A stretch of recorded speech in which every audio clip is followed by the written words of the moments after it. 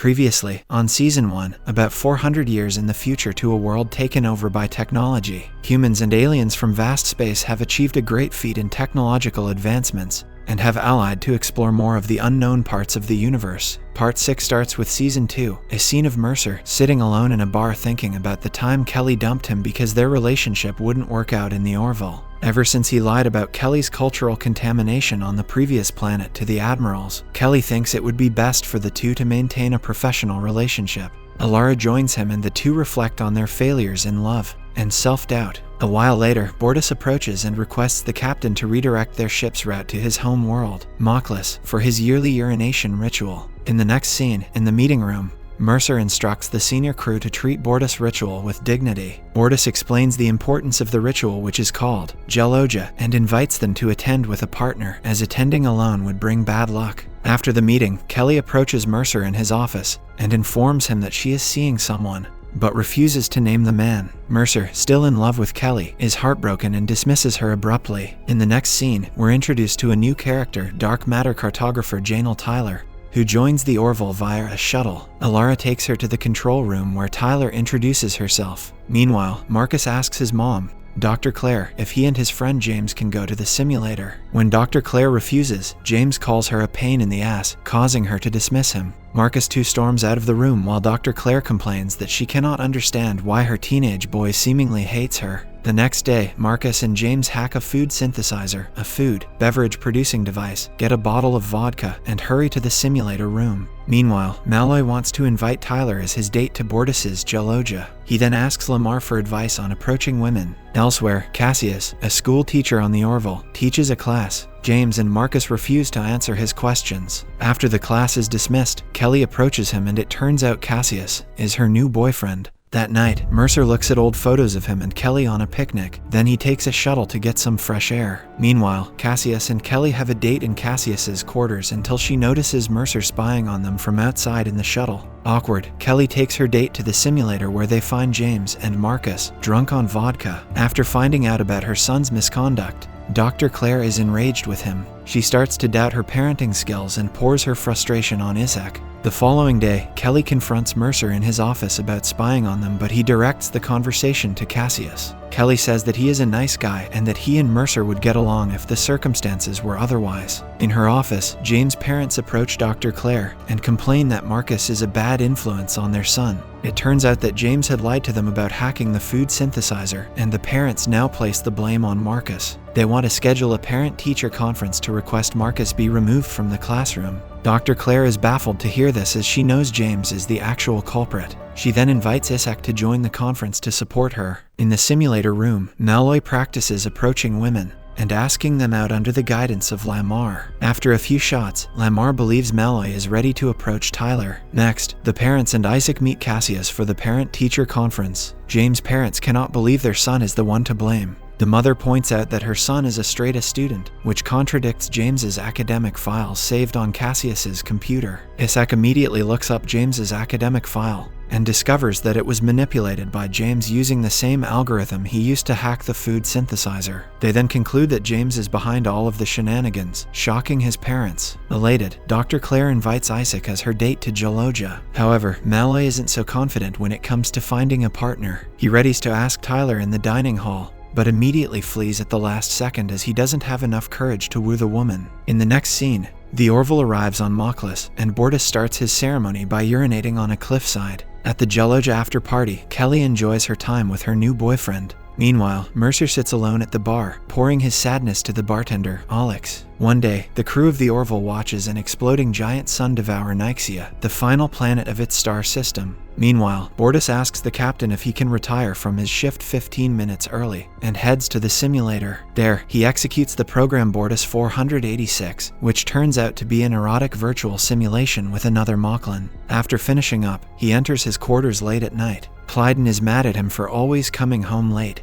and requests his partner to make love, but Bortus resists. The following morning, Clyden requests that Bortus make more time for the family. Bortus isn't interested to discuss the matter. but he does agree to return to their quarters after work. In the control room, Isaac detects possible deposits of dysonium minerals beneath the surface of the final surviving planet. As a result, Mercer orders Isaac to assist Lamar to modify their ship's tractor beam, which will be used to extract the minerals once the sun devours the planet's outer layer. Later, Bortus once again requests to leave work early, but he returns to the simulator for another erotic program. As usual, he lies to Clyden that work kept him late. Deeply upset, Clyden attempts to make love, but Bortus refuses and goes to sleep. Suddenly, in the middle of the night, Clyden stabs his partner in the chest. Thankfully, Dr. Claire and her medical team save Bortus's life. But as soon as he regains consciousness, Bortus wishes the doctor had let him die and explains that Clyden was divorcing him. It turns out that on Moklis, a Moclan divorces his mate by killing him.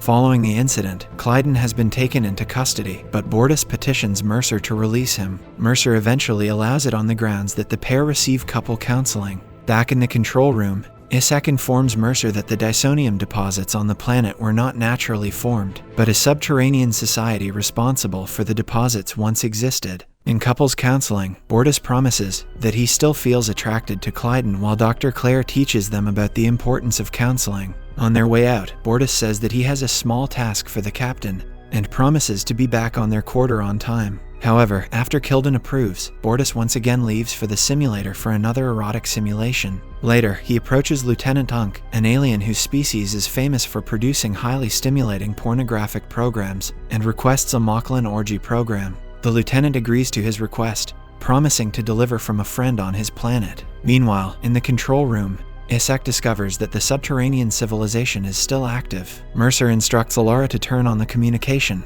and he speaks with their leader, Hallan Thies, First Minister of the Nyxian people. Thies explains that 100 years ago, the planet's scientists learned their sun would engulf the planet, so the people retreated underground. There are only 75 people who have survived so far, and the planet will break up in 24 hours. Lamar believes that if the Orville moves very close to the planet and diverts all power to cover a shuttle, they can rescue the survivors. Elsewhere on the ship, Bortus enjoys his time in the new orgy simulator program provided by Lieutenant Unk. Unfortunately, Clyden soon catches him red-handed. During another counseling session, Bortus reveals he is addicted to pornographic simulator programs. He confesses that he lost his desire for sex with his mate after their fight over Topa's sex change. He feels deep shame that Topa's sex was changed without consent, and resents Clyden for forcing it. Meanwhile, the engineering team notices continuous power disruptions in the shuttle they plan to use for rescuing the survivors. Thankfully, Isaac finds a computer virus responsible for the disruptions. He explains that the virus source is Bortus' foreign program running in the simulator. Isaac then writes an antivirus program to eradicate it, but it can only be implemented in the simulation room. Next, Mercer wants Isaac and Bortus to go to Nyxia since they are the only two officers on board who can withstand the sun's enormous radiation. The two officers fly on a shuttle and meet the Nyxian people. Unfortunately, their time runs out when the sun's gravitational pull accelerates, leaving only time to evacuate 30 people. The Nyxians hold a lottery and randomly select 30 people to board the shuttle. The First Minister abstains from the lottery, but her husband Altox and their daughter Nathias are among those selected. The shuttle then returns with the survivors in the Orville, while the planet is destroyed in the background. Once on board, Malloy tries to get the Orville far from the sun, but the virus severs navigation control, and the Orville begins plunging into the boiling star. Isaac immediately employs a counter-virus in the simulator, restoring control, and the Orville successfully escapes to the normal space. When everything is settled, Mercer furiously points out Bortus's misconduct. Hence, the latter requests his resignation, but the captain refuses to accept it, recognizing that Bortus saved 30 lives. Later that night, Bortus apologizes to Clyden,